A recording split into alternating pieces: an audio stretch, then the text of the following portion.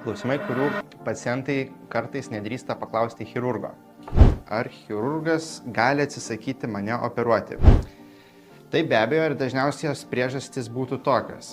Pati pagrindinė paciento sveikatos būklė neleidžia atlikti tam tikros apimties operacijos. Antra dažniausia priežastis būtų, kad pacientas pageidauja operacijos, kuri jam neindikuotina. Tam pacientui tokios operacijos tiesiog nereikia ir jinai nebūtų naudinga.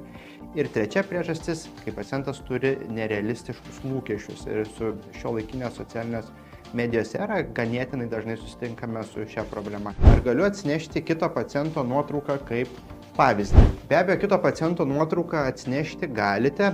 Tam tikrų požiūrių tai mums šiek tiek net ir padeda. Matome, kokio jūs rezultato siekiate ir kokia kryptimi mes judėsime per konsultaciją su savo pokalbiu.